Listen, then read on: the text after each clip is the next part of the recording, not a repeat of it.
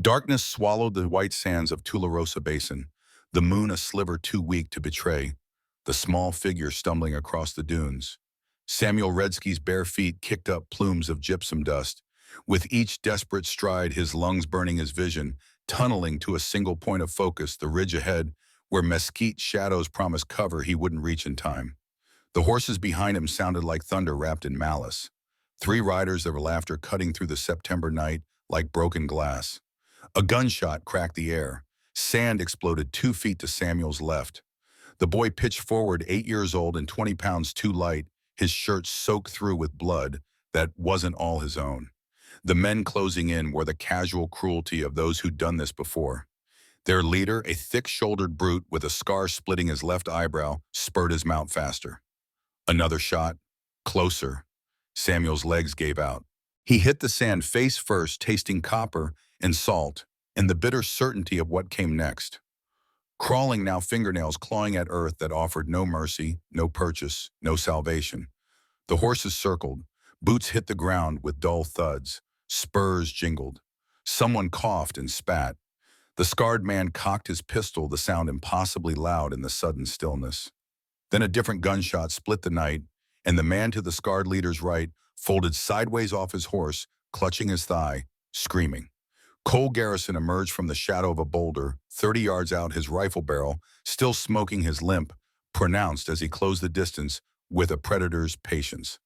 The weapon he carried was a Winchester 73, and the way he held it suggested the first shot hadn't been luck. The scarred man swung his pistol toward this new threat.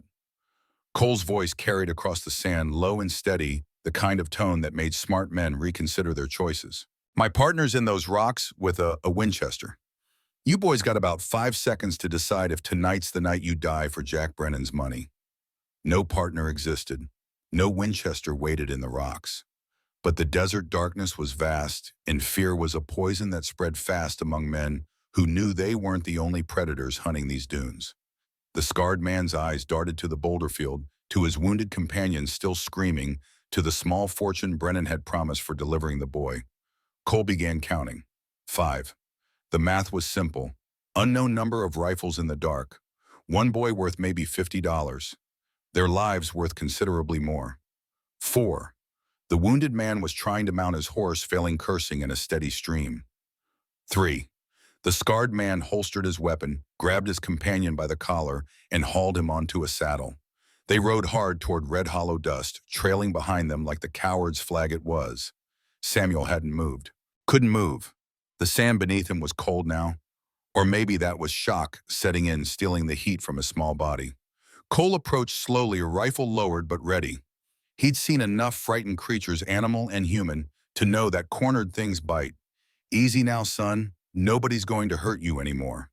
The boy's eyes were wild, unfocused. Dehydration had painted dark circles beneath them. Fresh rope burns circled his wrists, the kind that came from being dragged behind horses. Older scars mapped his back through the torn fabric of his shirt, systematic and deliberate, and the signature of Jack Brennan's particular brand of discipline. Cole knelt 3 feet away, movements careful and unthreatening. He pulled his canteen free, uncapped it, set it on the sand within the boy's reach. Drink, slow, too much too fast, and you'll just bring it back up. Samuel's hands shot out, trembling so badly, water sloshed over the rim as he lifted the canteen to his cracked lips. He gulped, choked, gulped again. Cole let him finish half before gently pulling it back. More in a minute. First, let me see your back. The boy flinched away, a wordless snarl escaping his throat. Cole held up both hands, showing empty palms. I was Army. I know field medicine. Those wounds get infected. You'll be dead in 3 days. Something in Samuel's eyes shifted. Not trust. Trust was a luxury he couldn't afford, but calculation. This man had driven away the hunters. This man offered water. This man spoke with the quiet authority of someone who'd seen death and knew its timelines. Samuel turned, presenting his back. The whip marks were recent, some still weeping clear fluid. Burns dotted his shoulders, the perfect circles of cigarette cruelty. Cole's jaw tightened, but his hands stayed gentle as he poured water over the worst wounds, using a relatively clean section of his own shirt sleeve to dab away dried blood and dirt. You got a name, Silence. I'm Cole. I live about 10 miles from here. Got a ranch, some horses, a well that still produces water. You come with me, I'll feed you, let you rest. After that, you decide what happens next. The boy's shoulders remained rigid, but something in his posture had shifted from pure terror to wary exhaustion. Cole wrapped the boy in his wool riding coat, the fabric swallowing Samuel's small frame. He lifted the child onto his horse with practiced ease, the kind that came from years of handling skittish colts. Samuel didn't resist, too depleted to maintain defiance. The ride back took 30 minutes through terrain Cole knew by heart. The ranch appeared as lamplight in distance, first a warm glow that seemed impossibly fragile against the vast darkness of the basin. Smoke rose from the chimney, straight and steady in the still air. As they approached, the front door opened. The woman who stood in the threshold was all sharp angles and watchful eyes, her long black hair plaited in a single braid that fell past her waist. She wore a simple cotton dress, but the knife sheathed at her hip and the coiled readiness in her stance marked her as something other than domestic. Nalin Redsky had been living at Cole's ranch for exactly 1 week. 7 days since he'd thrown money at Jack Brennan in the Copper Spur Saloon and told a bound woman he was setting her free, no strings attached. 7 days of careful distance and fragile peace, of unspoken agreements about locked doors and personal space. She descended the porch steps as Cole reined in his horse, her eyes on the bundle in his arms. Then Samuel's head emerged from the coat and the world stopped. The recognition hit her like a physical blow. Her knees buckled.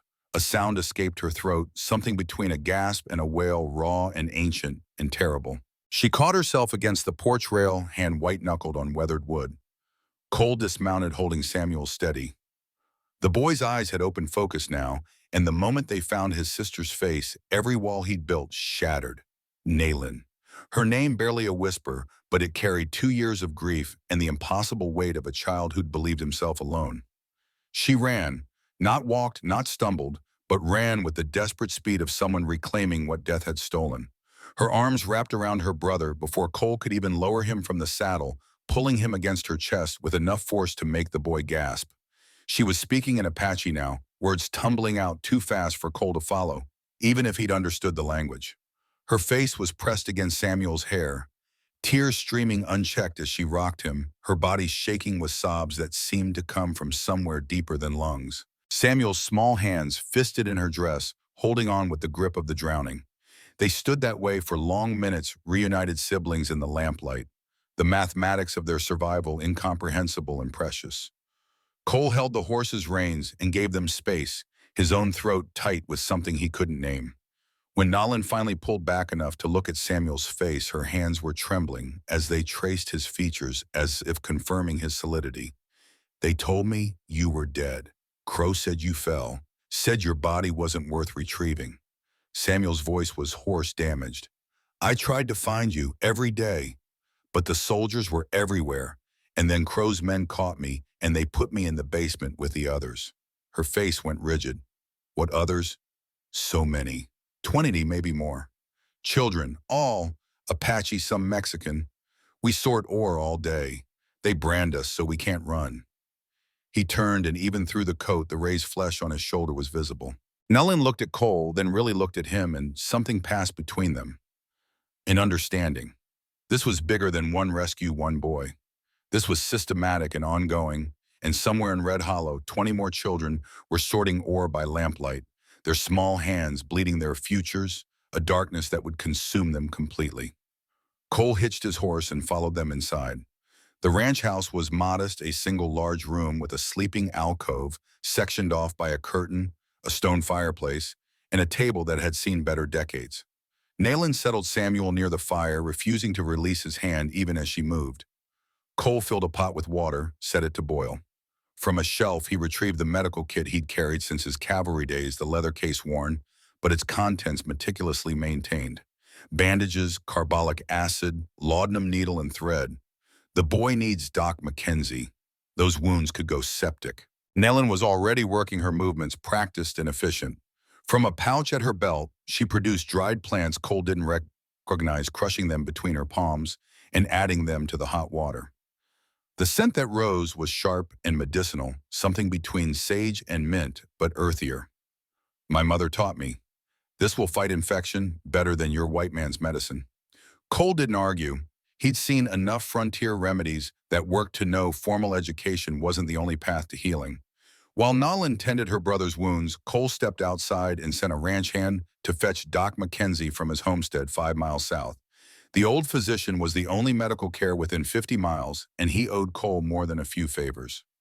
When Cole returned, Samuel was lying on a bedroll near the fire, Nalen's hand stroking his hair, as she sang something low and rhythmic in Apache. The boy's eyes were closing, exhaustion finally claiming him. Nellen looked up, and for the first time since Cole had bought her freedom a week ago, something other than wariness lived in her gaze. Why did you go after him? I heard about Brennan's men chasing someone in the basin. Figured it was a deer poacher.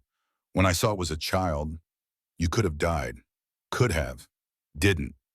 She studied him for a long moment. You were there. Canyon de Chelly, 1880. I can hear it in the way you move. See it in how you held that rifle. Cole's chest constricted. He'd known this conversation would come eventually, but he'd hoped for more than 7 days of peace before the past demanded its accounting. I was there. The fire crackled, filling the silence between them. Were you one of the soldiers who killed my family? I was perimeter guard.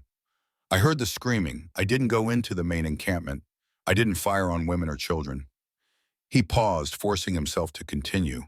But I didn't stop the men who did. I followed orders to secure the perimeter, and I told myself that was enough. That I could be present at a massacre and walk away clean, because I didn't personally pull triggers on unarmed people. Her jaw had gone tight, and her hand on Samuel's hair had stilled. So you knew. All week you knew what you were. What you'd been part of. Cole met her eyes, refusing the coward's comfort of looking away. I knew I'd served in the unit that executed operations at Canyon de Chelly. I didn't know you were from there until just now. But yes, I knew that when I bought your freedom, I was trying to make something right that can never be right. Samuel stirred in his sleep, whimpering. Nalan's attention snapped back to her brother, her hand resuming its soothing motion through his hair. When she spoke again, her voice was ice over steel. For Samuel, only for Samuel. After he's well, we leave. You never see us again. Cole nodded once. Fair enough. The sound of hooves announced Doc McKenzie's arrival. The physician was 70 if he was a day white-bearded and skeptical of everything except whiskey and his own experience. He took one look at Samuel's back and whistled low. Brennan's work. I'd recognize it anywhere. Third kid this month. Cole's head snapped up. Third Doc was already mixing something in his kit, his gnarled fingers surprisingly deft. Maria Santos brought me a Mexican boy 2 weeks back. Same brands, same whip patterns. And before that, a Navajo girl. Different mine companies, same contractor. Brennan's cornered the market on child labor in this territory. He glanced at Cole, then at Nalen. Whatever you're planning, count me in. I'm too old to keep stitching up children and pretending this is normal. Nalan's response was immediate. We're not planning anything. We're leaving. Doc applied a poultice to Samuel's worst wounds, then wrapped them in clean bandages. Leave if you want. But Brennan won't forget. He never does. That boy was his property, legally speaking. He'll come for him, and when he comes, he'll bring enough men to make sure nobody interferes again. Cole watched the realization cross Nalan's face.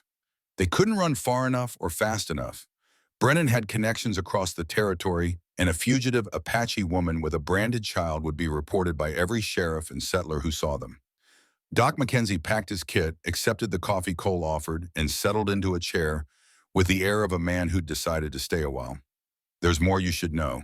That brand on the boy's shoulder, RH Mining Company. Red Hollow Mining, owned by Silas Whitmore. The name landed like a stone in still water. Whitmore's been buying up every ranch in the basin, 20 properties in the last year, and he's not paying fair prices. My neighbor refused to sell 3 months back. 2 weeks later, his barn burned down with him in it. Sheriff called it an accident. Cole had heard the name but never connected it to the systematic land acquisition changing the face of Tularosa Basin. He'd assumed it was the usual frontier capitalism, not something darker and more coordinated. What does Whitmore want with all this land water rights? The basin's got 3 natural springs. Control those, you control everything. Railroad is coming through in 2 years, maybe 3. Whoever owns the water can name their price to the railroad companies. Doc took a long sip of coffee. Your ranch sits on one of those springs, Cole. That makes you a problem Whitmore intends to solve. Nayland had been listening silently, her hand never leaving Samuel's shoulder. When she spoke, her voice carried the weight of someone who'd already lost everything once and knew the cost of standing still. Then we're all dead. If we stay, Brennan comes for Samuel. If we run, Whitmore's men hunt us down. If we fight, we're three people against an army. Samuel chose that moment to wake his eyes fever bright and unfocused. He looked at his sister, then at Cole, then at the unfamiliar ceiling above him. Run! The single word came out hoarse and desperate. Nayland leaned close, switching to Apache. Cole couldn't follow the exchange, but the terror in Samuel's voice needed no translation. The boy was trying to sit up, panic overriding pain, his small hands pushing against his sister's attempts to keep him lying down. Finally, Nayland switched back to English, her face ashen. He heard them. Tonight before he escaped. Brennan and his men talking about tomorrow. They're coming here, 20 men. They're going to burn the ranch, kill you, and take us back. Doc Mackenzie set down his coffee cup with exaggerated care. Tomorrow, as in less than 24 hours from now. Samuel nodded, tears streaming down his face.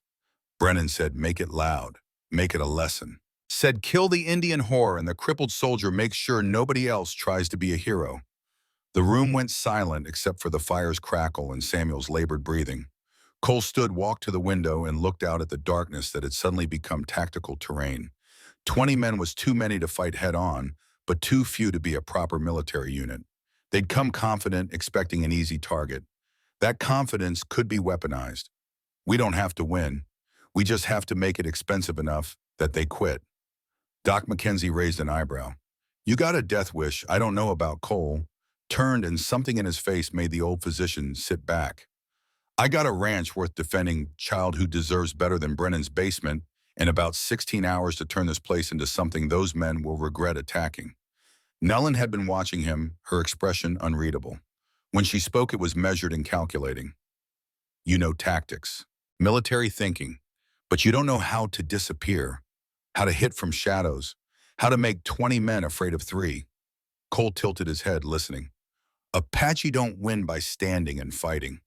We win by being where the enemy isn't striking, where they're weakest, making them jump at every shadow until they break. Doc Mackenzie looked between them. So we're actually doing this. We're defending against 20 armed men with 2 rifles and a prayer. Cole moved to a locked trunk in the corner, produced a key from his pocket, and opened it.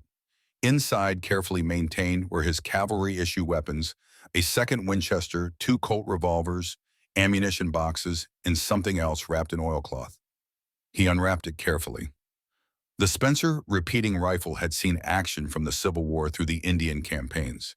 7 rounds, lever action, accurate at distances that made men nervous. Nellen stepped closer, her eyes on the weapons. You kept your soldier tools. Cole's voice was quiet. I kept the means to defend what's mine. She nodded once, a decision made. Then we defend it together. Apache tactics, your weapons. Doc's medical knowledge. And when this is over, Samuel and I leave. Deal? Cole extended his hand. She looked at it for a long moment before taking it, her grip firm. Deal. Doc Mackenzie groaned as he stood. I'll spread the word. Maria Santos has been wanting to settle scores with these bastards. Few other families might join if they know what's at stake. The physician left, and Cole began planning. Nellen put Samuel back to bed, singing softly until the boy slipped into an exhausted sleep. Then she joined Cole at the table where he'd spread a rough map of the ranch property. 3 approaches. The main road from Red Hollow, the creek bed from the east, and the ridge trail from the south. We can't cover all 3. Nellen studied the map, then pointed. We don't cover. We channel. Block this road with a fence break, make it look natural. Block the creek bed with... What do you have that burns bright and hot? Cole considered. Hay bales soaked in kerosene. She nodded. Force them down the ridge trail, narrow passage, high walls. We position on the walls, rain down arrows and bullets. They're trapped in a killing zone. It was brutal. It was clever. It was exactly the kind of asymmetric warfare that had made the Apache impossible to pin down for decades. They worked through the night, Cole and Nayland and Doc Mackenzie, when he returned with Maria Santos and 2 other ranchers, weathered men who'd lost brothers to Whitmore's accidents and were ready to settle accounts. By dawn, the trap was set. The main road had a section of fence that would collapse under weight-blocking passage. The creek bed was rigged with hay bales and trip lines. The ridge trail remained open, beckoning seemingly the easiest approach. On the canyon walls above that trail, firing positions had been prepared. Rocks stacked for cover, sight lines cleared, ammunition distributed. 6 defenders against 20 attackers, but the terrain would be their ally. Nolan found Cole as the sun broke the horizon, painting the white sands gold. Your wife, the one who died. What would she think of this? Cole's hand tightened on the Winchester stock. She'd think I finally chose to fight for something that mattered, instead of following orders I didn't believe in. Nellen absorbed this, then asked the question that had been building since the night before. If you'd seen my mother running at Canyon de Shelley, would you have shot her? Cole wanted to lie, wanted to offer her the comfort of a clean answer. But he'd promised himself after Mary's death that he was done lying, even when lies were kinder. I don't know, the man I was then, I can't speak for him with any certainty. But I know the man I am now would die before letting that happen again. It wasn't enough. It would never be enough. But it was honest, and honesty was all he had left to give. Samuel appeared in the doorway, moving slowly, favoring his bandaged back.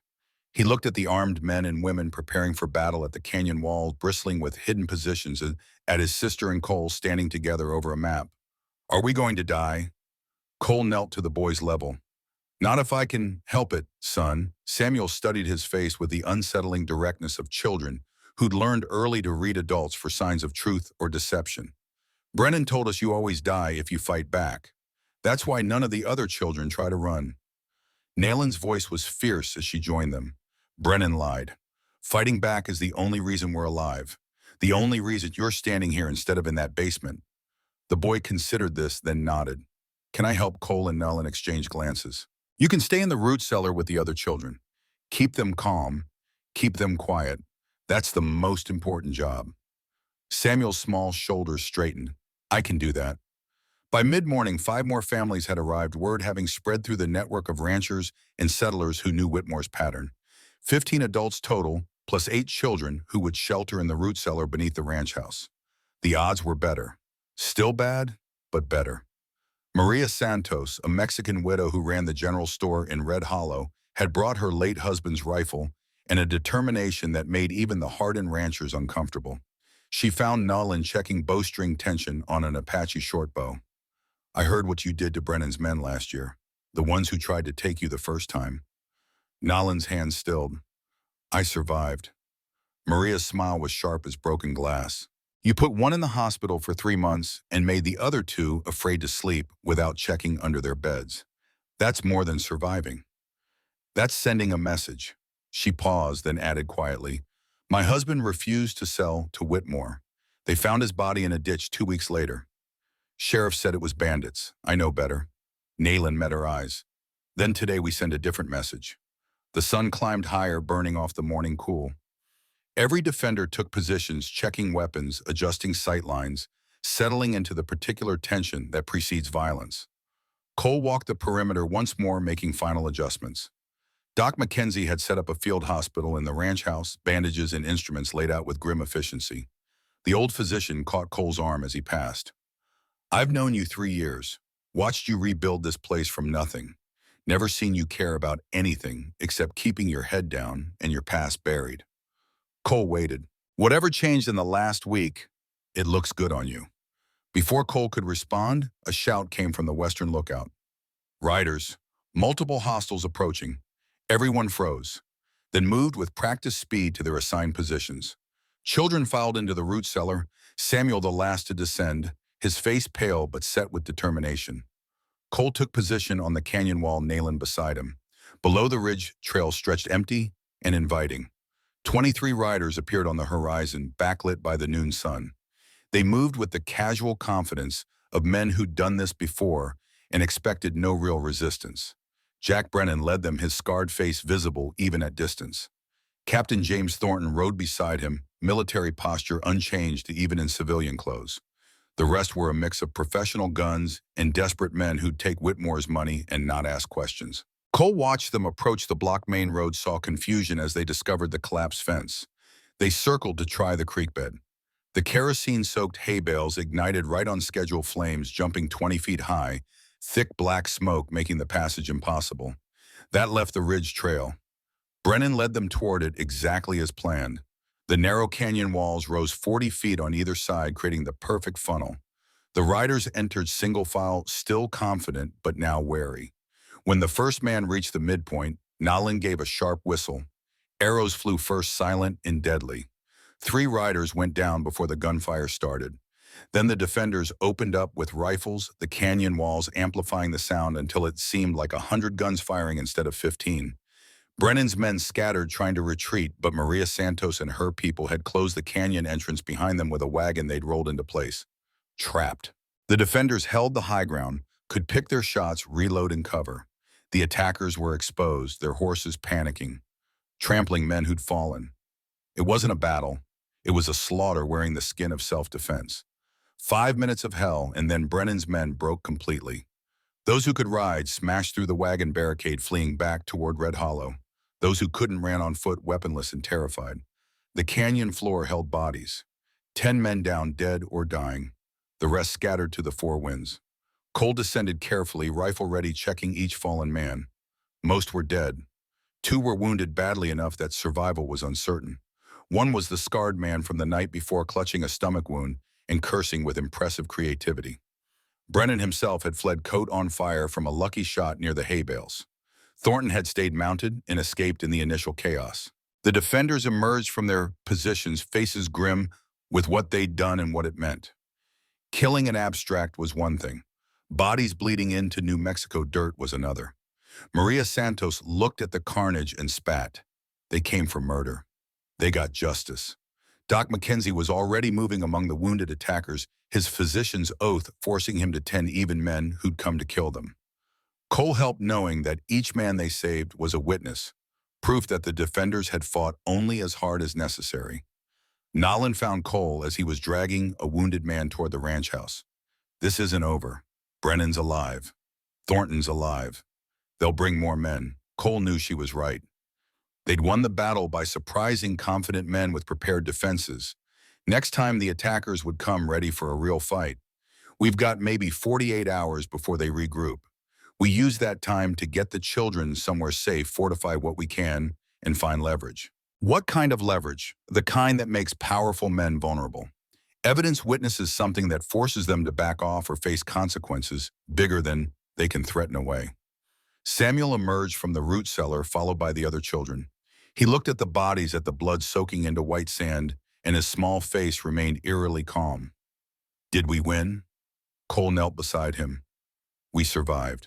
That's winning for today. The boy nodded, processing this new mathematics of victory. The defenders gathered in the ranch house as sunset painted the basin orange and red. 10 families, 15 adults, 8 children. Exhausted, traumatized, but alive. Doc McKenzie stood, his white beard stained with blood from the emergency surgeries he'd performed on friend and enemy alike. We just killed 10 men. Self-defense or not, that brings federal attention. Sheriff Hayes will have to respond, probably already sending telegrams to Santa Fe. Maria Santos had been quiet since the battle, cleaning her rifle with mechanical precision. Now she spoke. My nephew works in the territorial clerk's office in Santa Fe. He's seen things, papers, evidence of what Whitmore's doing. Everyone turned to look at her. What kind of evidence? Documents showing the Canyon de Chelly massacre wasn't military necessity. It was paid for. Whitmore gave the territorial governor $50,000 to clear Apache land for railroad access. The room went still. Nalen's hand found Samuel's shoulder, gripping tight enough to make the boy wince.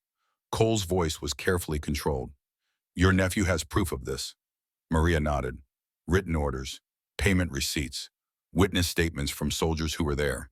Everything needed to bring down Whitmore, the governor, and every official who helped cover it up. Doc McKenzie leaned forward. If that's true, we're not just defending a ranch. We're sitting on evidence that could expose the biggest corruption scandal in territorial history. Cole looked at Nolan, seeing his own realization reflected in her face. This was bigger than land, bigger than Brennan's child slavery. This was the systematic machinery of violence and greed that had destroyed her family and 100 families like hers. Maria continued, my nephew wants to help, but the documents are in a locked office guarded, and Whitmore's already suspicious that someone's been looking at them. If we're going to get that evidence, we have to move fast. Nayland's voice cut through the discussion. Before we plan anything else, we get the children to safety. All of them. If Whitmore's willing to kill for land, he won't hesitate to kill children to protect himself. Agreement rippled through the room. They spent the next hours organizing. The children would be evacuated to a mission school 60 miles south, escorted by 2 armed families. The remaining defenders would hold the ranch and prepare for whatever came next. As families departed into the darkness, Samuel clung to Nayland. "You're coming too, right? You promised you wouldn't leave." She knelt, taking his face in her hands. "I have to stay, little brother, to make sure the bad men can't hurt any more children." Samuel's eyes filled with tears. "That's what Mother said before the soldiers came. She said she'd come back." The words hit Nayland like a physical blow. Cole watched her struggle, watched her try to find promises she couldn't honestly make. He knelt beside them both. "Your sister's the bravest person I've ever met, and I'm going to protect her with my life. That's my promise to you, and I've never broken a promise." Samuel looked at Cole, evaluating, then turned back to Nayland. "If he breaks his promise, I'll never forgive him." Cole's response was immediate and honest. "If he breaks his promise, I'll never forgive myself." The boy finally nodded, allowing himself to be led toward the wagon that would take him south to safety. When the last family had departed, 8 adults remained. Cole Nayland, Doc McKenzie, Maria Santos, and 4 ranchers whose homes Whitmore had already burned or stolen. They gathered around the table where Cole's map still lay. Doc broke the silence. "So what now? We wait for federal marshals. Hope the law actually works this time." Maria's laugh was bitter. "The law has been protecting Whitmore for 2 years. The law called my husband's murder an accident. The law brands Apache children and calls it employment." One of the ranchers, a scarred man named Thompson, spoke up. "My son's in that mission school because Whitmore's men burned our homestead with us in it. We barely escaped. Law did nothing." Cole understood their anger, shared it, but anger without strategy was just suicide wearing a brave face. "We need that evidence," Maria mentioned. "Without proof, we're just outlaws who killed 10 men. With proof, we're witnesses to a conspiracy." Nayland had been studying the map, her fingers tracing roads. "Santa Fe's 3 days' ride. If Maria's nephew can get us building plans and guard schedules, we could infiltrate during the night, get the documents, be gone before anyone knows." Doc McKenzie shook his head. "That's a federal building. Break in there, you're not just fighting Whitmore anymore. You're federal fugitives, true?" Cole met Nayland's eyes across the table. In that look, an understanding passed between them. They were already fugitives the moment they defended against Brennan's attack. The only question was whether they'd be fugitives with evidence or fugitives with nothing. "We leave at dawn. 3 people, me, Nayland. 1 more. Small team moves fast, draws less attention." Maria stood. "I'm coming. It's my nephew, my contacts." Doc McKenzie reached for his rifle. "And I'm the oldest, most expendable one here. Let me do something useful before this territory kills me." They argued for another hour before settling the details. Thompson and the other ranchers would hold the ranch, make it look occupied and defended. The infiltration team would have 72 hours to get to Santa Fe, retrieve the documents, and return before federal marshals arrived to investigate the attack. As the others settled in for a few hours' sleep, Cole found Marlin on the porch watching stars wheel overhead. "You could still leave. Take Samuel and disappear into Mexico. Start new." She was quiet for a long time. "My mother used to say that wounds heal fastest when you stop picking at them. But some wounds don't heal. They just become scars you learn to carry." She turned to look at him.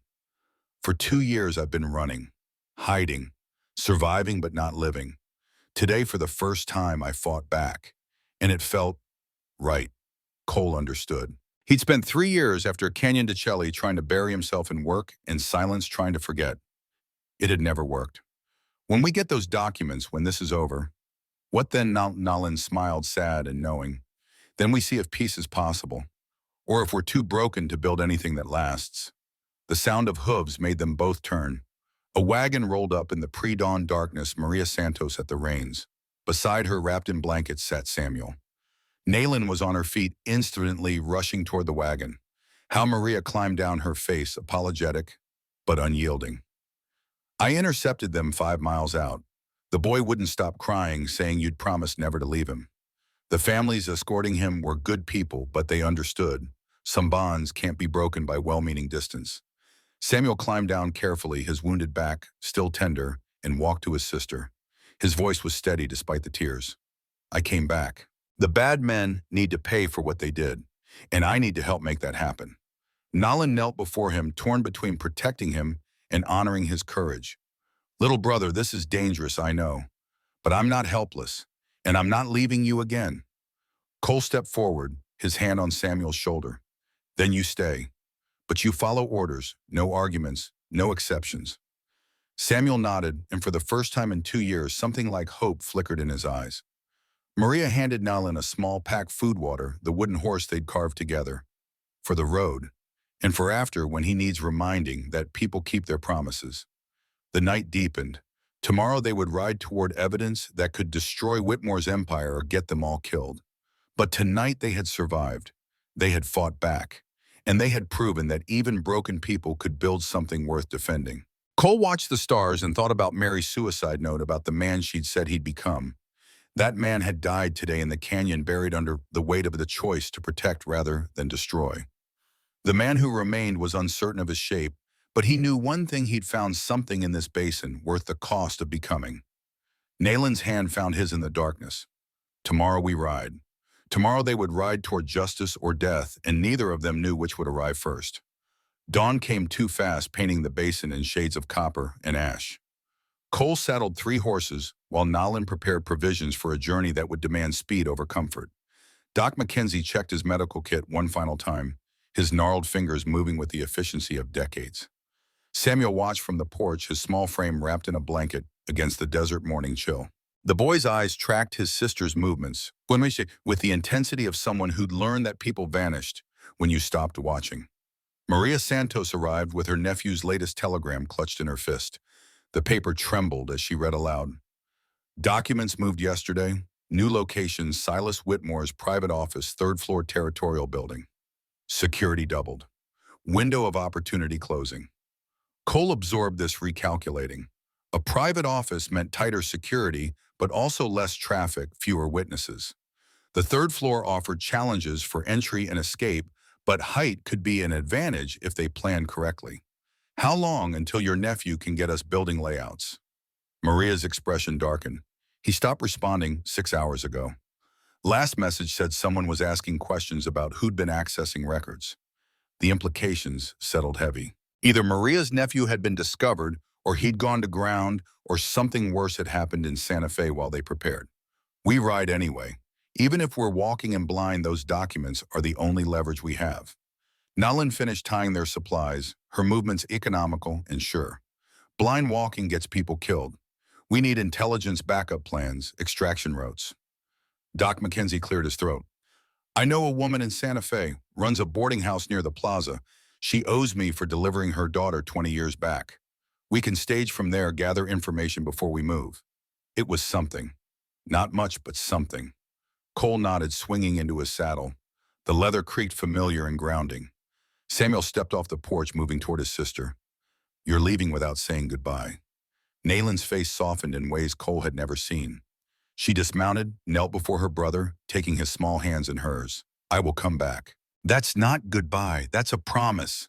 Samuel's voice was steady despite the tears tracking down his cheeks. Mother promised too. The words hung between them, undeniable and terrible. Nolan pulled her brother close, whispering something in Apache that made the boy's shoulders shake. When she released him, Samuel turned to Cole. You keep your word. You said you'd protect her. Cole met the boy's eyes, recognizing the weight of what was being asked. Not just physical protection, but something larger, a promise that the world could still hold people who meant what they said. I keep my word. They rode north as the sun climbed, 3 riders pushing hard across terrain that turned from white sand to scrubland to rolling hills dotted with juniper and pinon. The distance to Santa Fe was 120 miles that would take most travelers 5 days. They had 3. By noon, they'd covered 30 miles, changing horses at a relay station run by an old cavalry friend who didn't ask questions when Cole showed up with an Apache woman and a grizzled physician.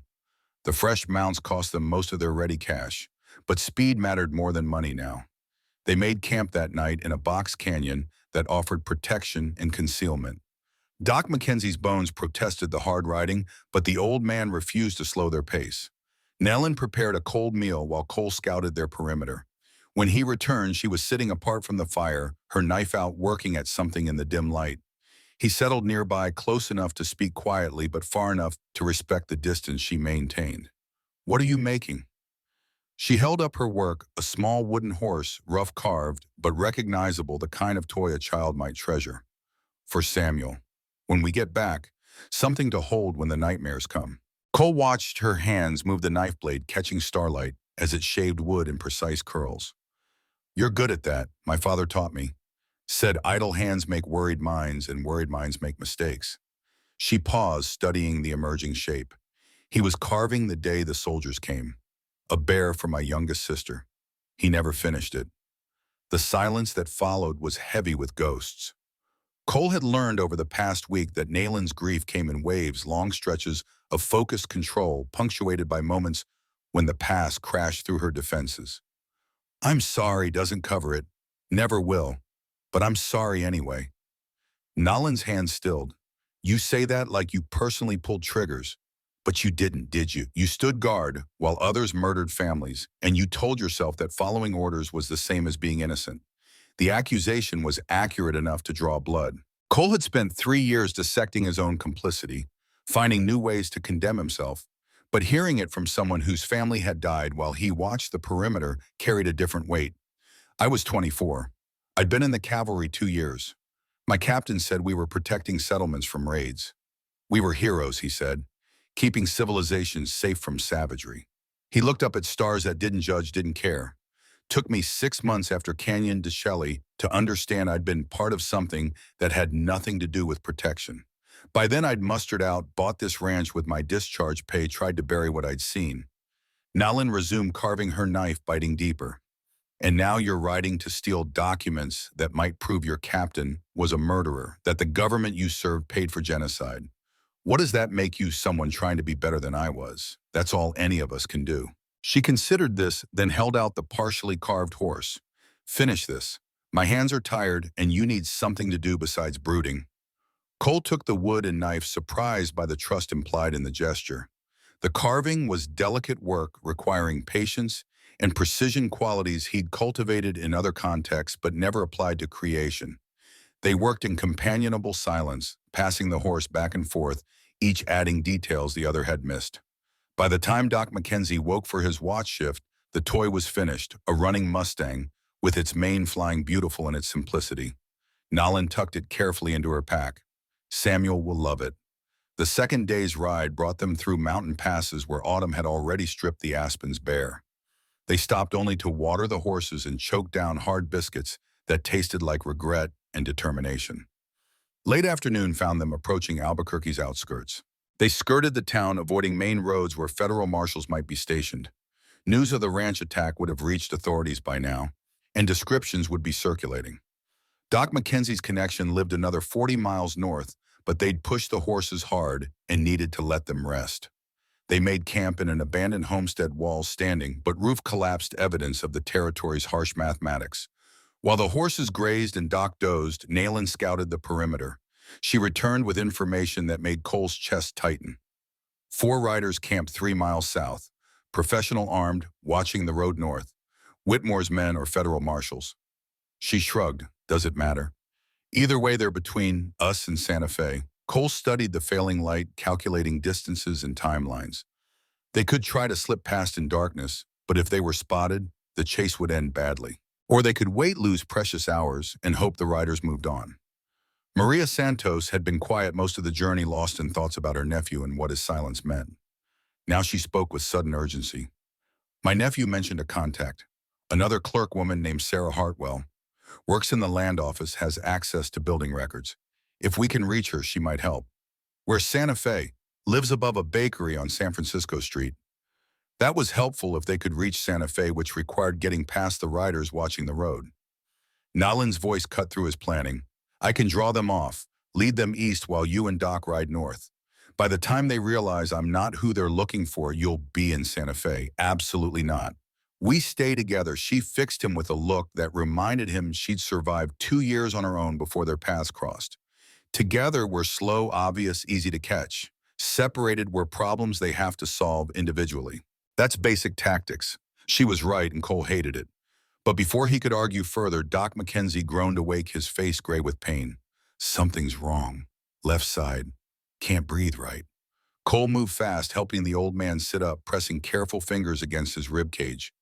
Doc's breathing was shallow and labored, his lips taking on a blue tinge that suggested serious internal problems. Probably cracked ribs from the riding. At my age, cracked ribs can puncture lungs, cause all kinds of complications. The physician's own diagnosis was matter of fact, but the fear underneath was palpable. I need rest, real rest.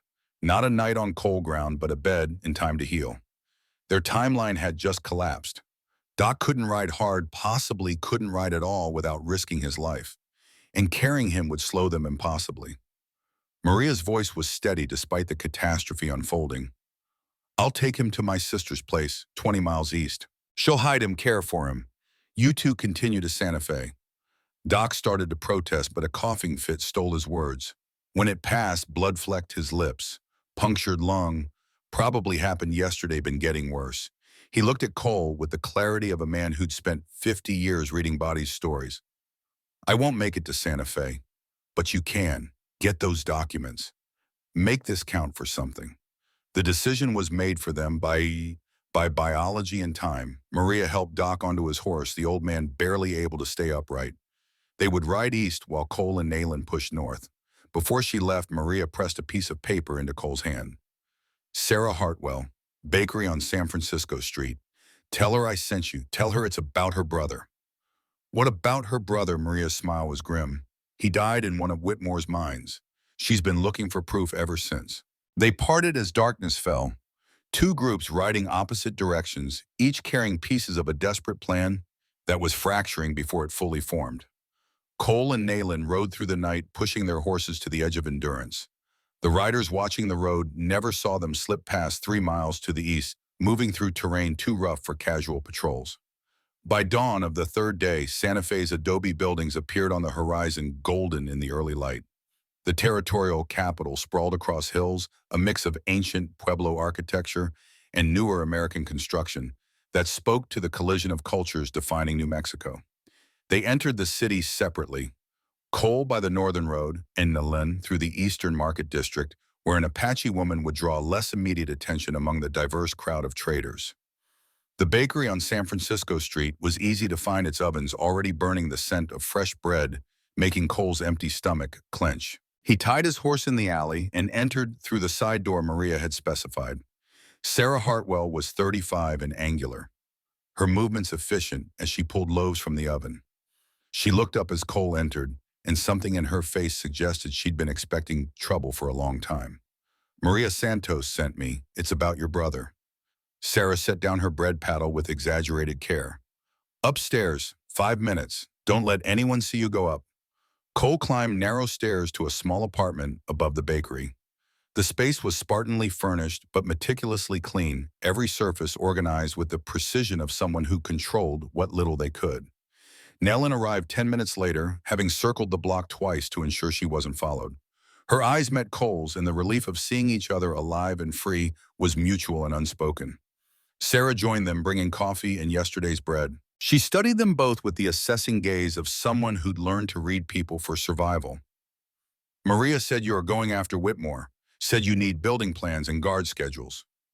Cole nodded. Your brother worked for him? Sarah's face hardened. Thomas worked the Red Hollow mine. 14 hours a day, 6 days a week. They said the tunnel collapse that killed him was an accident. But Thomas wrote me letters.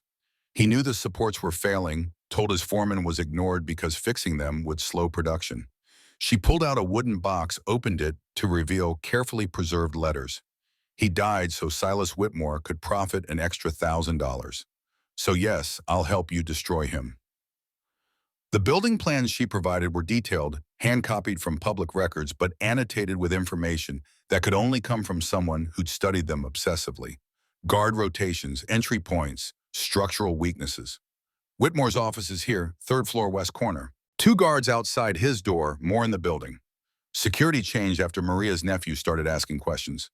Nalin leaned over the plans, her finger tracing routes. Windows, Sarah nodded. West wall, but it's a 40-foot drop to the alley below, and the windows are barred. Bars can be removed if you have time and tools. Sarah studied Nalin with new respect. You've done this before. Survival requires skills civilized people pretend don't exist. They spent the day planning, refining, identifying problems and solutions. The territorial building housed multiple offices, which meant traffic during business hours, but also opportunities for confusion. A large party was scheduled that evening, Whitmore celebrating some political victory with territorial officials. That's our window. Security focused on protecting guests, not an empty office. Cole agreed, but something nagged at him. The timing was too convenient, too perfect. Either they were lucky, or they were being led into something. Before he could voice his concern, a knock at the door made them all freeze. Sarah moved to answer, returning moments later with a man in his 20s, nervous and sweating despite the cool afternoon. Maria's nephew, Diego Santos, looking like he'd ridden hard and slept poorly. He collapsed into a chair, accepting water gratefully. They know someone's coming for the documents. Whitmore moved them again this morning, but I saw where it was. Not his office, his home, the safe in his bedroom. Cole's careful plan evaporated. A private home meant different challenges entirely. No public access, tighter security, legitimate reason for guards to shoot intruders on sight. Diego wasn't finished. There's more. The federal marshal arrived yesterday, Wyatt Blackwood. He's investigating the ranch attack, and he's asking about you, specifically Cole. Descriptions match, and someone in Red Hollow identified you. The net was tightening. Federal attention meant they were now fugitives officially, not just in practice. Every hour in Santa Fe increased their risk. How long until Blackwood finds us? Diego shrugged. Could be hours, could be days. But he's thorough and he's honest, which makes him dangerous in different ways than corrupt lawmen. Nayland had been studying the building plans, but now she looked up. If Blackwood's honest, maybe we go to him. Show him what we know, let him get the documents legally. Cole wanted to believe it could be that simple. But 20 years of watching the territory's justice system had taught him that honest lawmen operated within corrupt systems, and corruption always won when the stakes were high enough. We can't risk it. Not with Whitmore's connections. Sarah spoke up quietly. Blackwood investigated my brother's death. Spent 3 weeks gathering evidence. Then the territorial governor shut down the investigation, and the case was closed. Blackwood was furious, but he followed orders. So honest but controllable. That was worse than simple corruption. They had two options: attempt the heist at Whitmore's home, or approach Marshal Blackwood and gamble everything on his integrity overcoming his duty. Diego provided one more piece of information. Blackwood's staying at the Plaza Hotel, room 23. He's been asking to speak with anyone who witnessed the ranch attack. Says he wants to hear all sides before making arrests. Cole and Nayland exchanged looks. The decision needed to be made now, and it would determine whether they had any chance of survival or were simply delaying their inevitable capture. Outside church bells rang the hour. Somewhere in the city, Wyatt Blackwood was building a case that would end with warrants and federal charges. Somewhere else, Silas Whitmore sat in his mansion documents, locked in a safe, confident that money and influence would protect him like they always had. Cole thought about Samuel waiting at the ranch for his sister to return. Thought about the 20 children still sorting ore in Red Hollow's basement. Thought about Canyon DeCelli and the 100 ways that standing aside had led him to this moment. We go to Blackwood, but not to surrender. We offer him a deal. Nayland's eyebrow arched. What kind of deal? The kind where we get the documents and deliver them to him, proving Whitmore's crimes. In exchange, he investigates the massacre, the child slavery, all of it. Diego shook his head. Blackwood doesn't make deals with fugitives.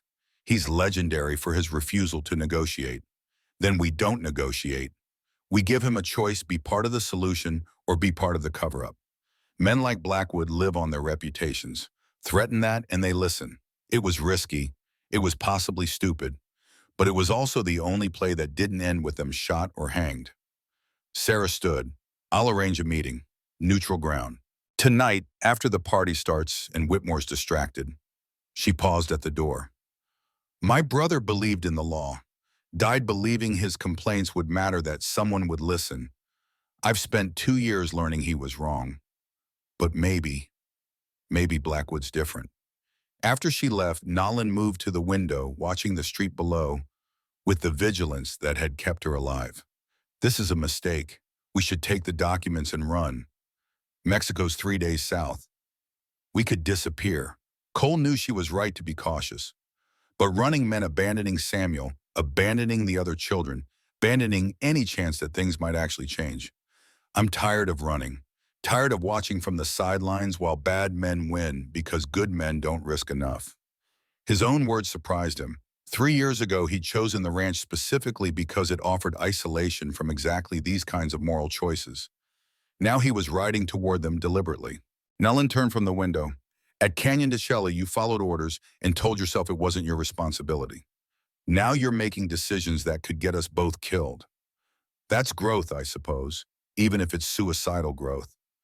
The edge in her voice wasn't anger. It was something closer to respect mixed with exasperation. If we die doing this, Samuel becomes an orphan again. I know. And the documents stay locked in Whitmore's safe and nothing changes. I know that too. She studied him for a long moment, and whatever she saw made her nod once.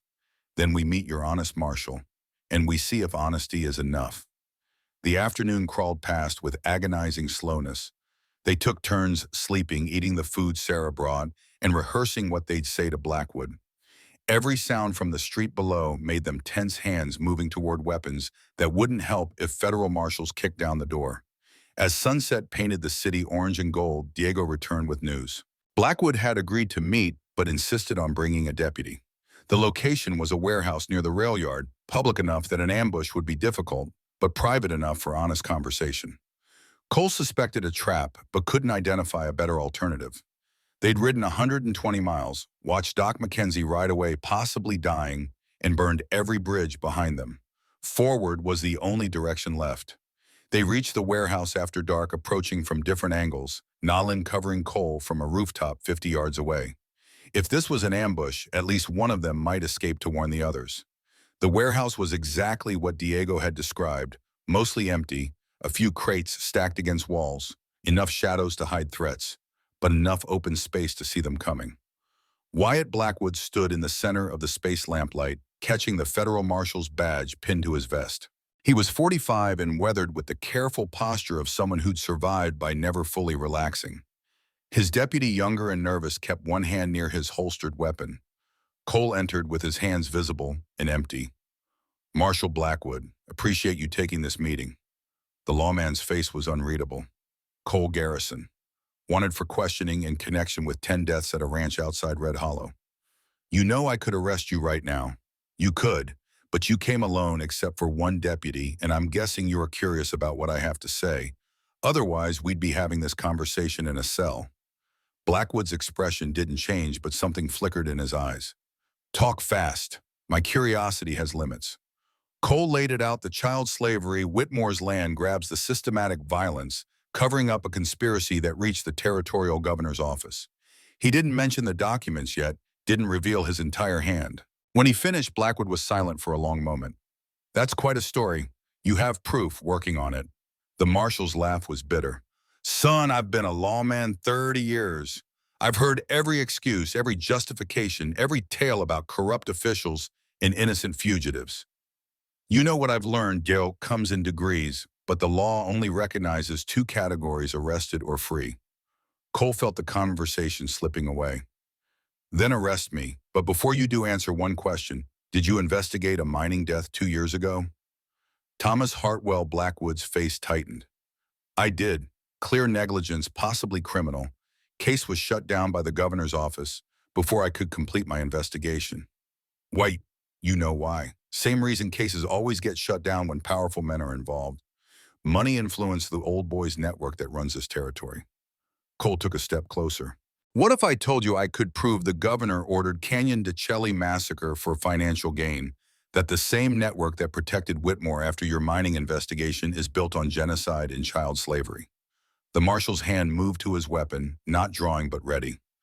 I'd say you're either crazy or desperate, maybe both. The desperate man offering you a chance to actually do what your badge claims you stand for. Blackwood's deputy started to speak, but the marshal raised a hand. Let's say I believe you have evidence, which I don't, but let's pretend. What exactly are you proposing? Give me 72 hours. 3 days. I'll bring you proof that burns down Whitmore's entire operation. In exchange, you investigate properly this time. No shutdowns, no political interference. Real justice. The marshal shook his head. I don't make deals with fugitives. Then we're done here. Cole turned to leave, hoping his bluff would land. Blackwood's voice stopped him at the door. Wait, part 2, segment 4, 986 words. Continuing. The marshal studied Cole for a long moment, calculations running behind those weathered eyes. 72 hours. You bring me evidence, real evidence, not rumors or theories, and I'll investigate. But if you're running a game, if this is just a fugitive trying to buy time, I'll hunt you to Mexico and back. Cole met his gaze. Fair enough. One more thing. The ranch attack. Those men you killed. Were they acting in self-defense or execution? Self-defense. They came for murder. We defended our home. Blackwood absorbed this, then nodded slowly. Clock starts now, 72 hours. Don't make me regret this. The marshal and his deputy left first, disappearing into the night. Cole waited 5 minutes before signaling Nayland down from her perch. She materialized from shadows like smoke taking form. You trust him? No, but he's our best option, which tells you how few options we have.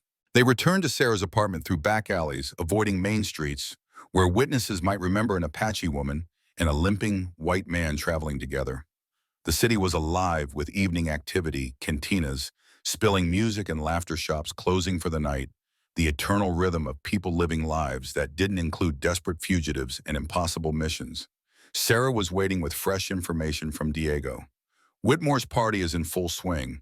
Half the territorial government is there, including the governor. Security's focused on the mansion.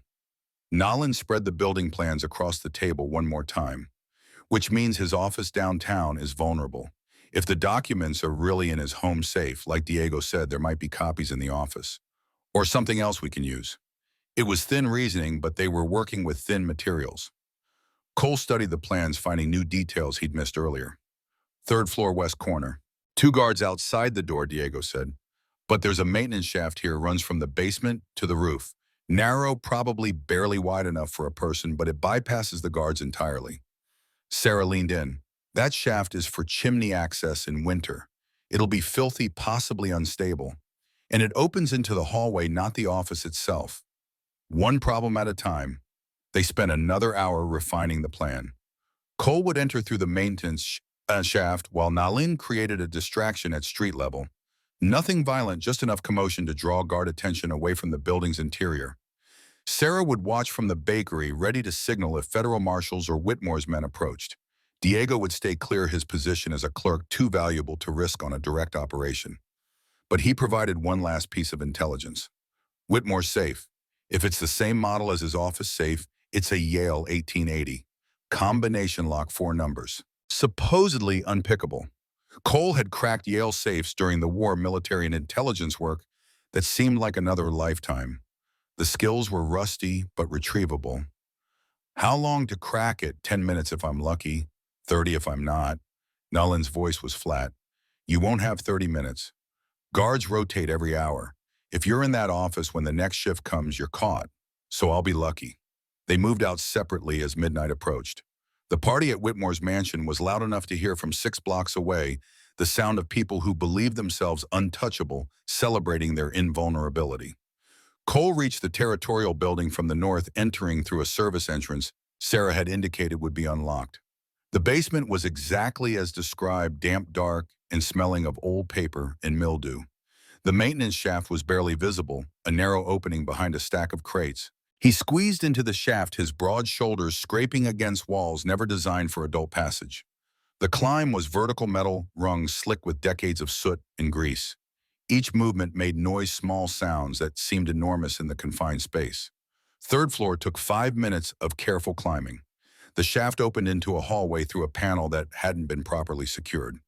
Cole eased it open, listening for guards. Voices to the left, 2 men talking about a card game. To the right, silence. He moved right toward where the plans indicated Whitmore's office waited. The door was locked, but the lock was simple, civilian grade, nothing like the military security Cole had defeated during the war. 30 seconds with a pick, and the door swung open. Whitmore's office was opulent in ways that spoke to stolen wealth. Mahogany furniture, leather chairs, maps of the territory marked with property acquisitions. The safe was behind a painting exactly where expensive men always hid their secrets. Cole knelt before it, ear pressed to the cool metal fingers working the combination dial. The first number came after 3 minutes. The second took 5 more. The third wouldn't come at all. Something was different about this lock, some modification that defeated his technique. Outside, footsteps approached. Guard rotation early, or Cole's timing was worse than he'd calculated. He had maybe 30 seconds before the door opened. Not enough time to crack the safe, not enough time to escape through the maintenance shaft, barely enough time to hide. The office had one closet packed with files and supplies. Cole wedged himself inside, pulling the door nearly closed, leaving just enough gap to see through. 2 guards entered their conversation, continuing from the hallway. Heard Blackwood's looking for the man who killed Brennan's crew. Got descriptions, even knows his name. The other guard laughed. Garrison won't last long. Nobody runs from Blackwood. Man's like a bloodhound. They made a circuit of the office, checking the window locks, confirming nothing was disturbed. Cole's heart hammered against his ribs, certain they'd hear it, certain they'd open the closet and find him. But they finished their check and left, locking the door behind them. Cole waited 5 minutes before emerging, his shirt soaked with sweat. The safe still waited, its combination stubbornly resistant. He returned to it with renewed focus, trying different techniques, different approaches. After 15 more minutes, the 4th number clicked into place. The safe door swung open. Inside were documents, dozens of them organized with meticulous care. Property deeds, financial records, correspondence. Cole gathered what he could, stuffing papers into his shirt, looking for anything that tied Whitmore directly to the massacre. Then he found a leather journal, its pages filled with handwritten notes. He flipped through, quickly seeing dates, names, amounts of money, and there, dated September 1880, an entry that made his blood run cold. Canyon de Chelly operation completed. 147 targets eliminated. Governor Thompson confirmed payment of $50,000. Railroad access secured. Thornton performed adequately, will use again for future clearances. This was it. Written proof in Whitmore's own hand, connecting him to the massacre, to the governor, to everything. Cole closed the safe, restored the painting, and moved toward the maintenance shaft. Every instinct screamed at him to run to get these documents to Blackwood immediately. But as he reached the shaft opening, voices erupted in the hallway. Not guards this time, something urgent, multiple men shouting. Through the door's crack, Cole saw federal marshals flooding the building, at least a dozen weapons drawn, moving with military precision. Blackwood had betrayed them. The honest marshal had set a trap, and Cole had walked into it willingly. Cole's hand tightened on the documents as boots thundered closer. The maintenance shaft offered escape, but entering it now would create noise that would draw every marshal in the building straight to him. The window was barred, the door blocked by armed men, the safe's false bottom where he crouched, offering temporary concealment at best. Then a voice cut through the chaos, familiar and carrying authority, that made the rushing footsteps slow. Marshal Blackwood, federal authority. This building is now under investigation for harboring evidence of territorial corruption. All personnel are to evacuate immediately while we secure the premises. Cole's confusion lasted only a heartbeat before understanding crashed through. This wasn't betrayal. This was cover. Blackwood had brought his men to create legitimate reason for searching the building, giving Cole's theft the veneer of official investigation. The guards' voices rose in protest, demanding to see warrants, threatening to contact the governor. Blackwood's response was iron-wrapped in legal procedure. The warrant's being drawn as we speak. You can cooperate now, or you can explain to a federal judge why you obstructed an investigation. Your choice, but choose fast.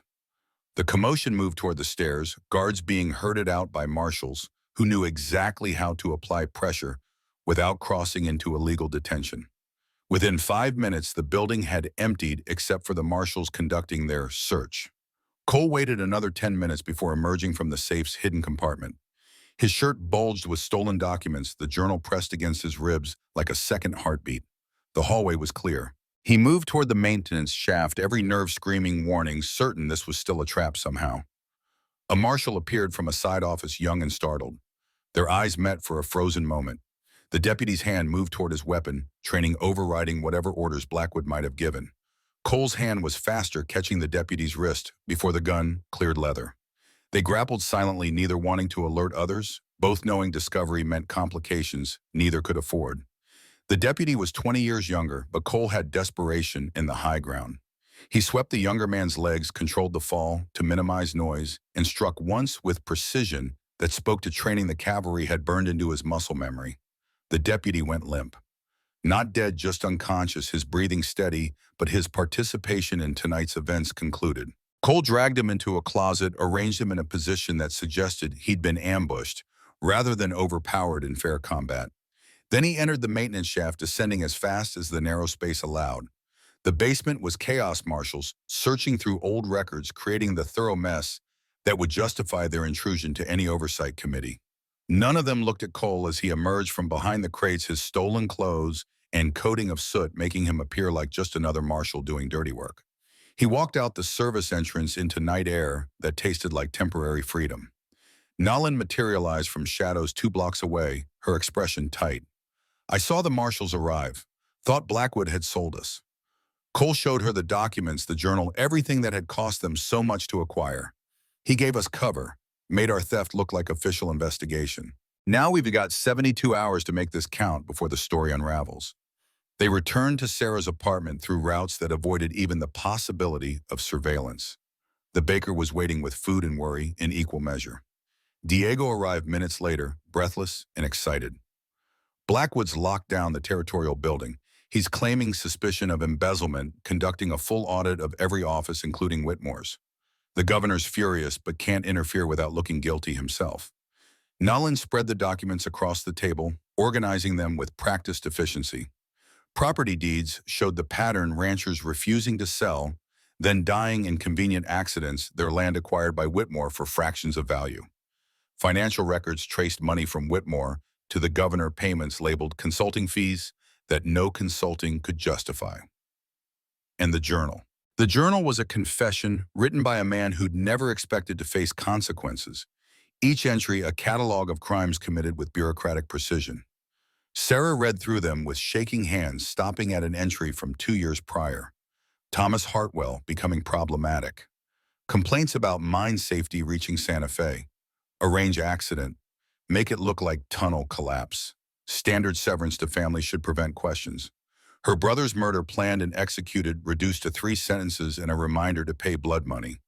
Cole watched her face transform, grief hardening into something that would either destroy her or forge her into something new. He'd seen that transformation in mirrors after Canyon DeCelli, recognized it as the moment when a person chose between collapse and becoming someone capable of surviving what shouldn't be survivable. Sarah set down the paper with exaggerated care. "When do we take this to Blackwood Dawn? Give him time to establish his investigation's legitimacy, then we deliver evidence that transforms a fishing expedition into an ironclad case." Diego was still reading, his face growing paler with each page. "This goes higher than the governor, railroad executives, federal judges, even 2 congressmen. Whitmore's been building a network for years, which means bringing him down brings down everyone connected to him. That's leverage, but it's also danger." Nolan had been quiet, studying a map of the territory that Sarah kept pinned to one wall. Now she spoke, her finger tracing lines between properties Whitmore had acquired. "He's not finished. Look at the pattern. He's built a corridor from Red Hollow to the Rio Grande. When the railroad comes, he'll control every water source, every station. Stop everything the railroad needs to operate." Cole saw it now, the larger plan.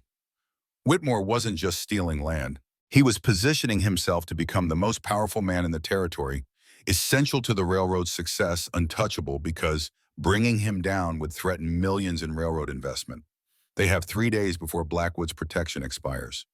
3 days before this evidence would mean nothing because the people it implicated would have time to destroy records, silence witnesses, and rebuild their defenses.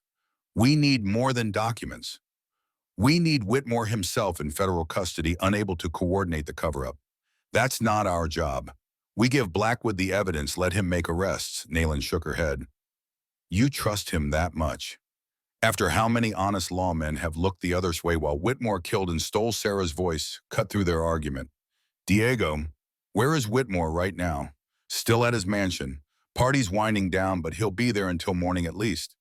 Then we go there, tonight. Get him talking, get a confession, deliver him and the evidence together. Cole wanted to argue it was too risky, too complicated, that they'd already pushed their luck past any reasonable limit. But he looked at the documents spread across the table, thought about Samuel, waiting for his sister, thought about 20 children sorting ore in basements, and realized Sarah was right. Evidence without arrest gave powerful men time to escape. But Whitmore in custody confessing because he didn't know his empire was already crumbling, that ended the conspiracy in one stroke.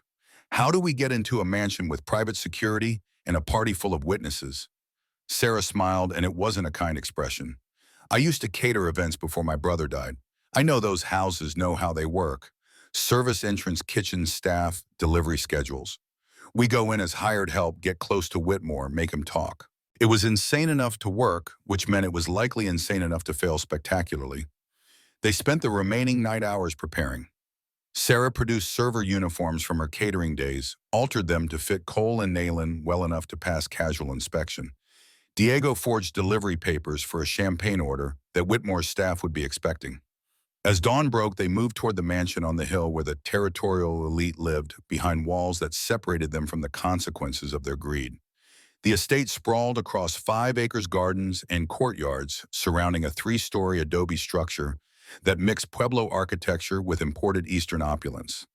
Guards patrolled the perimeter, but the service entrance saw steady traffic as caterers and staff dealt with the aftermath of last night's party. Cole and Nayland entered with a load of empty champagne crates.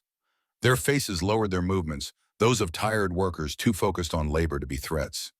The kitchen was chaos, staff arguing about missing inventory and broken glassware, nobody paying attention to 2 more bodies hauling boxes.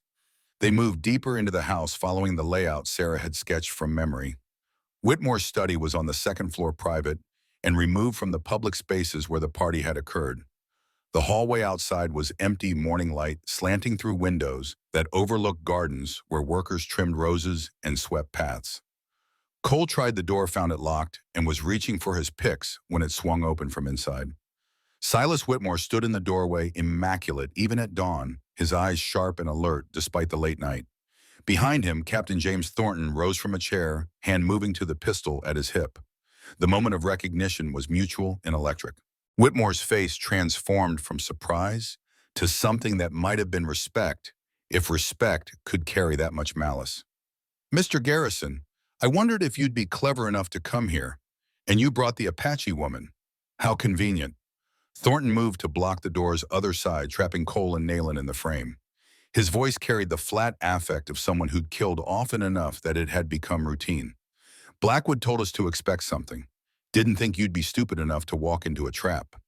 Understanding arrived with the weight of catastrophe. Blackwood hadn't been protecting them. He'd been hurting them exactly where Whitmore wanted them, setting up a scenario where 2 fugitives broke into a private home and were killed in self-defense. Whitmore gestured them inside with exaggerated courtesy. "Please come in. Since you've gone to such effort to visit, let's make this comfortable." The study was lined with books no one had read, trophies no one had earned, the accumulated display of a man who measured worth in possessions. A safe stood open in the corner, its contents visible. More documents, more evidence, all the proof they'd thought they were sealing last night sitting right here. "You're wondering about the documents you took from my office. Those were copies carefully prepared to lead you exactly where we needed you. The real evidence has always been here, and here it stays." Thornton closed the door behind them, the sound of it latching, carrying finality. 4 guards appeared from adjoining rooms, weapons drawn but not yet aimed. Professional security waiting for their employer's signal. Nayland's hand edged toward the knife at her hip, but Cole caught her wrist. Any movement toward weapons now would end with them dead before they could defend themselves. Whitmore settled into a leather chair, entirely at ease. "You've been remarkably persistent. Most people give up after the first warning. But you fought off Brennan's men, eluded federal marshals, even managed to steal from my office. Impressive, truly. But ultimately futile." He leaned forward, and the mask of civility slipped to reveal something ancient and hungry beneath. "This territory belongs to me. Every acre, every water source, every politician and lawman. I've built this over 20 years, and no crippled cavalry deserter and his Apache whore are going to tear it down. The racial slur was calculated, designed to provoke. Cole felt Nayland tense beside him, but kept his own voice level. We have evidence. Blackwood has documents proving everything: the massacre orders, the murdered ranchers, the child slavery. You can kill us, but the case is already built. Whitmore's laugh was genuine amusement. You mean the documents Blackwood brought me this morning? The ones I've already burned? Or perhaps you mean the testimony of Maria Santos's nephew, who's currently enjoying federal custody on embezzlement charges. Diego had been arrested. The safety net they'd counted on had been cut while they were busy walking into traps. Thornton spoke from his position, blocking the door. We knew you'd come for documents. Knew you'd trust an honest marshal, because that's what desperate people do. They trust the systems that have already failed them. So we gave you exactly what you expected to find. Cole's mind raced through options, finding nothing. They were unarmed, outnumbered in the heart of Whitmore's fortress. Even if they fought their way out of this room, guards filled the house and grounds. Nolan's voice carried steel underneath silk. You're confident for a man whose empire is built on paper and fear. Paper burns, fear fades. What's left when those are gone? Whitmore's expression darkened. What's left is power. Real power. The kind that survives investigations and scandals. Because I own the people who conduct investigations and define scandals. He stood moving toward them with the predator's patience of someone who knew the kill was assured. Here's what happens now. You two die. Tragic break-in, killed in self-defense by my security.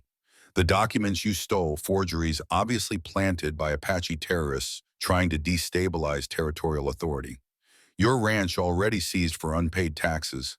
Those children you think you're saving, they'll work my mines until they die or become too broken to be useful.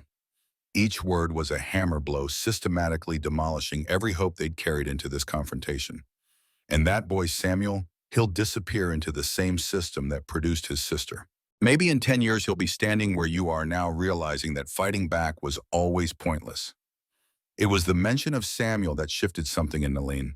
Cole felt it in the minute change of her stance, the way her breathing altered from fear to something colder and more dangerous. You talk about power like it's permanent, but I've watched empires fall. My people's empire fell. The Spanish Empire fell. Yours will too, and men like you will be forgotten, except as cautionary tales about hubris.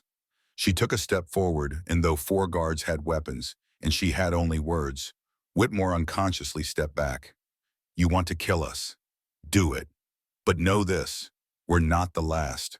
Others will come. Some we've already inspired, some who'll be inspired by our deaths. Your fear will grow, not fade, because you'll spend every day wondering which servant, which hired gun, which smiling politician has decided you've become too dangerous to support. Whitmore's hand shook as he raised it to signal the guards. But before he could give the order, glass exploded inward from the window overlooking the garden. Federal marshals poured through the opening, weapons drawn, voices shouting commands that reduced the room to frozen confusion. Wyatt Blackwood came through the door, deputies behind him, his face carrying no trace of the corruption Whitmore had described. Silas Whitmore, you're under arrest for conspiracy to commit murder, land fraud, and violations of the federal racketeering statute. Whitmore's face transformed from confidence to incomprehension to rage in the space of seconds. You said you'd handle this. You promised. Blackwood's smile was colder than winter in the Sangre de Cristos. I promised to make you believe I was in your pocket. Made you so confident you'd confess everything to the people you thought you'd already beaten. Did you really think I'd burn evidence that I'd let a child trafficker walk because he paid well?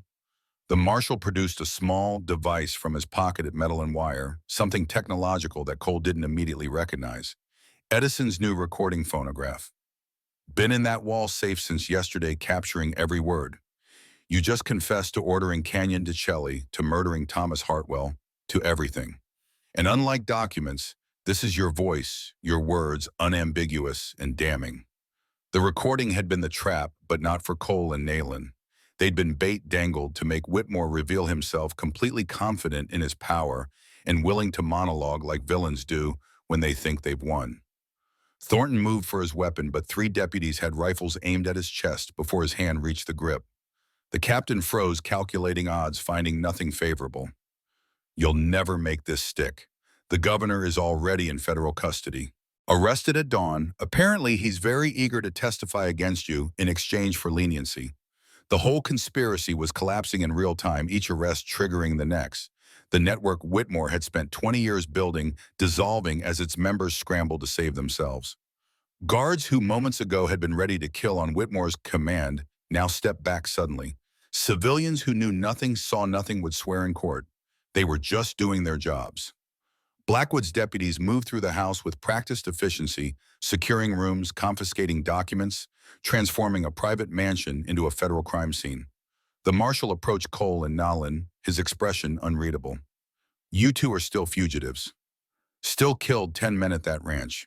But given the circumstances and the evidence you helped provide, I'm inclined to rule the killings just justified self-defense." He paused. "Doesn't mean you're free and clear. There'll be hearings, testimony, probably a territorial review, but you'll face them as witnesses, not defendants." Cole felt Nolan's hand find his, their fingers interlocking with the grip of people who'd survived something that should have killed them. "What about the children?" The ones in Red Hollow. Blackwood's face softened minutely. "Raid's already underway. 23 children being evacuated to federal custody as we speak. They'll be returned to families where possible, placed in schools otherwise. The mines are being shut down, investigated, prosecuted." It was more than they dared hope for, but hope had been in short supply for so long that accepting victory felt dangerous premature. The transport back to Santa Fe happened in a blur. Cole and Nayland rode in a federal wagon, not prisoners, but not quite free, their status ambiguous and dependent on a legal system they had little reason to trust. Sarah met them at the marshal's office with news that Diego had already been released, the embezzlement charges revealed as fabricated leverage that collapsed the moment Whitmore's arrest became public. The hearings began within days. Cole testified about the ranch attack, about Brennan's child slavery operation, about everything he'd witnessed since buying Nalin's freedom in that Red Hollow saloon. Nalin testified about Canyon DeShelley, about her family's murder, about the systematic violence that had destroyed her people for profit. Samuel testified, too, brought in under federal protection, his small voice describing the basement, where children sorted ore until their hands bled, where guards used brands and whips to maintain discipline, where hope was a luxury no one could afford. 3 weeks into the proceedings, Doc McKenzie finally arrived. Maria Santos drove the wagon slowly, the old physician propped against cushions, his face gaunt but his eyes sharp. The punctured lung had healed under Maria's sister's care, 3 weeks of bed rest, daily poultices, and the kind of stubborn determination that had kept him alive this long. He'd lost 20 pounds and couldn't walk more than a few steps without wheezing, but he'd insisted on coming for the verdicts. Maria helped him into the courthouse gallery where he sat between Cole and Nalin like a general watching his soldiers finish the war he'd started. The territorial jury took 4 hours to return verdicts after 6 weeks of testimony. Cole testified about the ranch attack, about Brennan's child slavery operation, about everything he'd witnessed since buying Nalin's freedom in that Red Hollow saloon. Nalin testified about Canyon DeShelley, about her family's murder, about the systematic violence that had destroyed her people for profit. Samuel testified too, brought in under federal protection, his small voice describing the basement where children sorted ore until their hands bled, where guards used brands and whips to maintain discipline, where hope was a luxury no one could afford. The territorial jury took 4 hours to return verdicts. Guilty on all counts. Whitmore faced federal prison, likely for the remainder of his life. Thornton faced execution for war crimes and murder. The governor faced impeachment and criminal charges. 37 other officials and businessmen faced various prosecutions. And Cole and Nayland walked free. Their actions ruled justified. Their status changed from fugitives to citizens whose courage had exposed the corruption others had ignored for decades. They returned to the ranch 6 weeks after leaving it, riding through familiar terrain that looked different somehow, as if justice had altered the landscape's geometry. The ranch house had been repaired by neighbors, a community effort that spoke to the solidarity forged in shared struggle. Thompson and the other ranchers who'd fought beside them had maintained the property, fed the horses, kept everything ready for their return. Samuel ran from the house the moment he heard horses approaching, his small body crashing into Nayland with enough force to knock them both to the ground. Brother and sister tangled together, laughing and crying Apache words mixing with English in a celebration that transcended language. The first winter tested them. Word of Whitmore's conviction spread, but so did resentment among settlers who'd profited from his system. 3 families left refusing to share water rights with savages. Others stayed but kept their distance, waiting to see if this fragile peace would hold or shatter like so many before it. Cole and Nayland worked through the cold months to prove it could work. They organized the first community council equal representation for Apache Mexican and white families. Decisions about water land use and conflict resolution required unanimous consent. It was slow, frustrating, often maddening, but it worked. By spring, Maria Santos had expanded her trading post with goods from all 3 cultures. Apache women sold traditional medicines alongside Mexican textiles and American tools. The profits were shared, the respect mutual, the future uncertain but possible.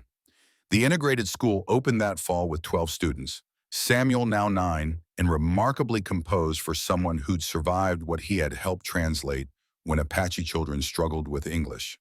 Taka, barely walking, would toddle between the desks, a living symbol of what they were building, a generation that wouldn't know the hatreds that had nearly destroyed their parents. The first years weren't easy. A drought in '84 nearly broke them. A conflict over grazing rights almost sparked violence. A territorial inspector tried to shut down the school for violating segregation norms. Each time the community held. Not because everyone agreed, but because they'd learned that fracturing meant dying individually and collectively. Samuel grew into his role as bridge builder. By 16, his fluency in Apache Spanish and English made him essential. When the drought of '88 threatened to pit families against each other over water, it was Samuel who negotiated the rationing system that saved everyone. The young man who'd once sorted ore in a basement now shaped the future of the basin. Taka bloomed like the flower she was named for. From her mother, she learned the healing traditions of the Apache, which plants stopped bleeding, which eased pain, which brought sleep to the traumatized. From her father, she learned patience with animals, the way a gentle hand could calm even the most terrified horse. By 12, she was treating livestock across the territory, her competence transcending the prejudices that still lingered.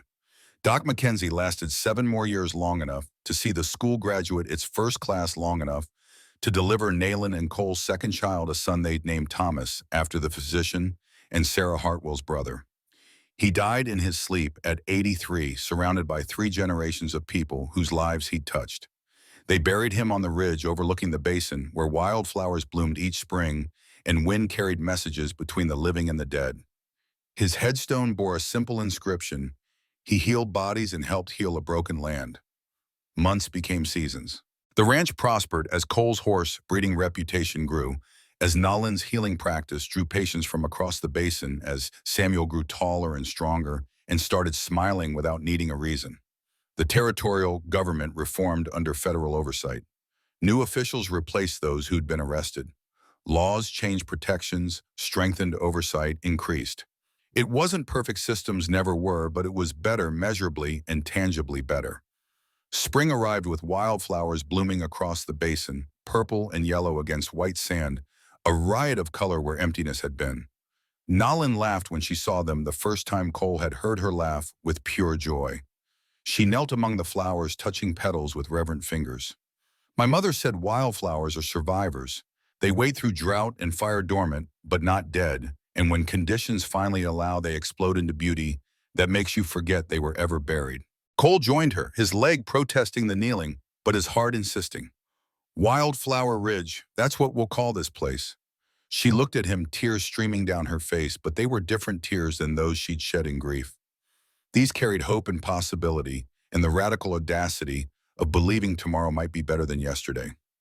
Samuel ran toward them through the flowers, his laughter carrying on desert wind, his arms spread wide like he could embrace the entire basin. "Sister, Uncle Cole, look, it's everywhere." The boy crashed into them both, tangling them together in the flowers.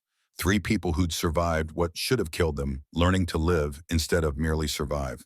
That evening, as sunset painted the basin gold and orange, Cole and Nayland stood on the porch watching their makeshift family, Samuel teaching younger children from Maria's extended family to ride Doc Mackenzie, telling stories that grew more exaggerated, with each retelling at Thompson and the other ranchers planning irrigation projects that would benefit everyone. Nalen's hand rested on her stomach, and Cole knew before she spoke what she would say. I'm pregnant. About 2 months, maybe a little more. The world stopped, restarted, became entirely new in the space between heartbeats. How long have you known? I suspected before we left for Santa Fe. My body felt different, wrong timing for my monthly cycle. But I was certain the night before the mansion I woke up sick and I knew. She looked at him, eyes fierce. I didn't tell you because if we died, I didn't want you carrying that particular guilt. And if we survived, well, some news waits better than others. Cole's throat tightened. You rode hard for 3 days, climbed through maintenance shafts, fought armed men all while carrying our child. Yes, she touched his face. I'm Apache. My grandmother rode into battle pregnant and gave birth between skirmishes. Women are stronger than men give us credit for. She turned to face him fully. But we didn't die. We survived and fought and won. And now this child gets to be born into a world slightly less broken than the one we inherited. Cole's hand joined hers on her stomach, feeling nothing yet but knowing everything had changed. What if I'm a terrible father? What if I can't protect them from everything out there? No one can protect anyone from everything. But you can teach them to stand up when standing is hard, to fight back when fighting seems impossible, to choose tomorrow over yesterday. The baby was born in January, a daughter they named Takao Wildflower in Apache. She came screaming into a world that had tried to kill her parents, into a community that had formed in defiance of those who wanted them scattered and afraid. Samuel appointed himself her protector, a role he took with 8-year-old seriousness that made adults smile and reminded everyone that children understood survival in ways adults often forgot. Years passed. The railroad came bringing prosperity, but also new challenges. Wildflower Ridge became known throughout the territory as the place where Apache Mexican and white families lived together, proving that coexistence wasn't just possible, but beneficial. Cole watched his daughter grow, watched Samuel become a young man who moved between cultures with grace their generation had been denied. Watched Naleen become a leader whose voice carried weight in territorial councils. He watched the scars on all of them, physical and emotional, fade without disappearing, becoming part of their stories instead of their entire stories. Doc McKenzie died peacefully at 83, surrounded by people who loved him. His last words a joke about finally getting to rest. They buried him on the ridge overlooking the basin where wildflowers bloomed each spring and wind carried messages between living and dead. Maria Santos expanded her store into a trading post that employed 30 people and became the economic heart of the region. Sarah Hartwell published her brother's letters sparking reforms in mining safety that saved lives across the territory. And on quiet evenings, when the basin settled into twilight, Cole and Nalen would stand on their porch watching their children play, watching their community thrive, watching wildflowers bloom where blood had soaked the sand. One such evening, 20 years after that September night, when Cole had ridden into darkness to save a boy he didn't know, Nalen asked the question that had been building between them for decades. Do you still see them, your captains, the women who died, the choices you made? Cole considered his answer carefully, every day. But they're not the only things I see anymore.